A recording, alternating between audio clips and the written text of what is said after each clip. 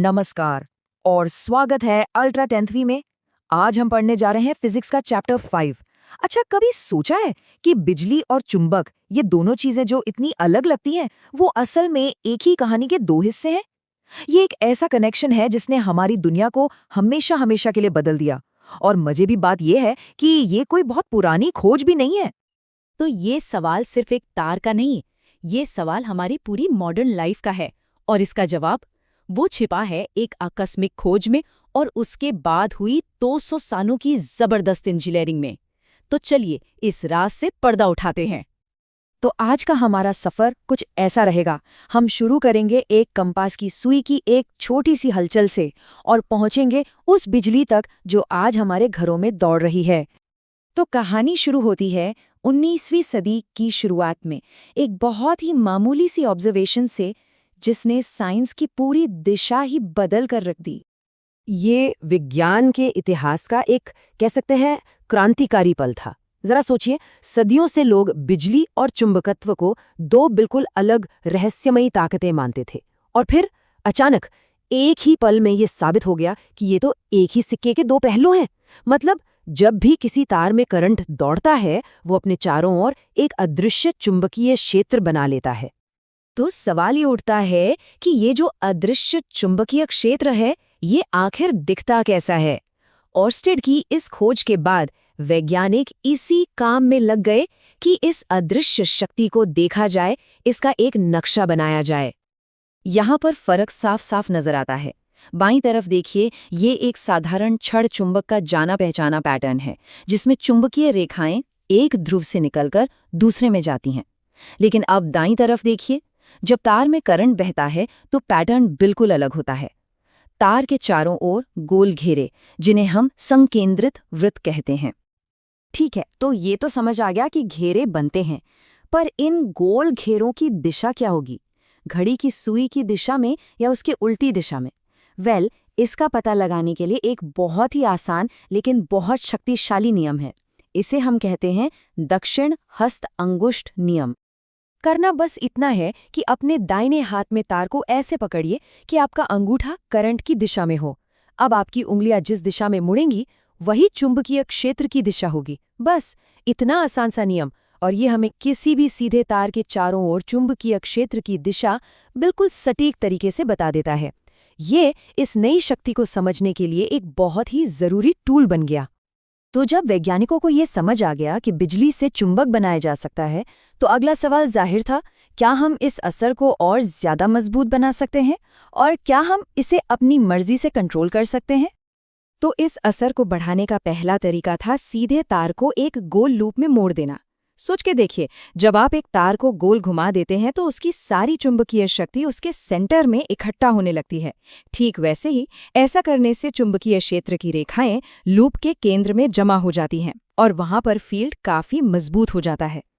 और देखिए, अगर एक लूप से इतनी ताकत मिलती है तो ढेर सारे लूप से कितनी मिलेगी? जब हम तार को एक स्प्रिंग की तरह एक कुंडली में लपेट देते हैं, जिसे हम परिनालिका कहते हैं, तो हर एक लूप का चुंबकीय क्षेत्र आपस में जुड़ जाता है। नतीजा, कुंडली के अंदर एक बहुत ही मजबूत और एक जैसा चुंबकीय क्षेत्र बनता है, जो देखने में बिल्कुल एक छड़ चुंबक जैसा ही होता है। और अब आता है असली जादू। सबसे शक्तिशाली विद्युत चुंबक बनाने का राज है इस परिनालिका के अंदर नरम लोहे का एक टुकड़ा डाल देना। लोहा क्या करता है? ये चुंबकीय क्षेत्र को कई गुना बढ़ा देता है। जैसे एक लेंस रोशनी को एक जगह इकट्ठा कर देता है, वैसे ही। और इससे बनता है एक जबरदस्त शक्तिशाली चुंबक, जिसे हम बस एक बटन दबाकर चालू या बंद कर सकते हैं। तो कुल मिलाकर 3 चीजें हैं जो एक विद्युत चुंबक को शक्तिशाली बनाती हैं। कुंडली में ज्यादा से ज्यादा घुमाव, तार में बहने वाला ज्यादा से ज्यादा करंट, और अंदर रखा हुआ नरम लोहे का क्रोड। बस ये 3 बातें हमें अपनी जरूरत के हिसाब से चुंबक बनाने की ताकत देती हैं, जो आज बड़ी बड़ी क्रेनों से लेकर अस्पतालों की MRI मशीनों तक हर जगह इस्तेमाल होता है। चलिए, अब हमारे पास एक ऐसा चुंबक है जिसे हम कंट्रोल कर सकते हैं। तो अब इसका क्या करें? इसका सबसे पहला और सबसे बड़ा इस्तेमाल था इस चुंबकीय बल को मोशन यानी गति में बदलना। तो ये बल काम कैसे करता है? मतलब तार किस दिशा में घूमेगा, इसे समझने के लिए हमारे पास एक और आसान सा नियम है, फ्लेमिंग का वाम हस्त नियम। ये नियम हमें बताता है कि अगर किसी चुंबकीय क्षेत्र में कोई करंट वाला तार रखा हो तो उस पर धक्का किस दिशा में लगेगा। ये नियम इन 3 चीजों के बीच का रिश्ता दिखाता है, चुंबकीय क्षेत्र, धारा और बल। अपने बाएं हाथ को इस तरह खोलिए। पहली उंगली यानी तर्जनी को रखिए चुंबकीय क्षेत्र की दिशा में, बीच वाली उंगली को रखिए धारा की दिशा में। तो आपका अंगूठा जिस दिशा में होगा उसी दिशा में तार पर धक्का लगेगा, यानी गति होगी। है ना आसान? अगर आपको 3 में से कोई 2 चीजें पता हैं तो आप तीसरी का पता लगा सकते हैं। और ये सारी चीजें एक साथ काम करती हैं एक विद्युत मोटर के अंदर। देखिए कैसे। चुंबक एक चुंबकीय क्षेत्र बनाते हैं। जब कुंडली से करंट गुजरता है तो फ्लेमिंग के नियम के हिसाब से कुंडली के एक हिस्से पर ऊपर की तरफ बल लगता है और दूसरे हिस्से पर नीचे की तरफ, और इससे कुंडली घूमने लगती है।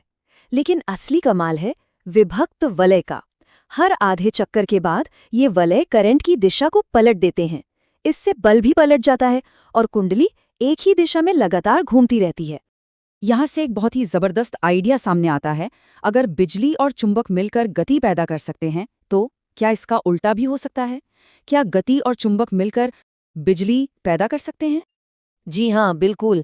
और ये कुदरत की सबसे खूबसूरत समरूपताओं में से एक है। एक मोटर क्या करती है? वो बिजली लेती है और उसे गति में बदलती है। और एक जनरेटर, वो ठीक इसका उल्टा करता है। वो गति लेता है और उसे बिजली में बदल देता है। इनपुट और आउटपुट बस बदल जाते हैं। इस कमाल की घटना को कहते हैं विद्युत चुंबकीय प्रेरण।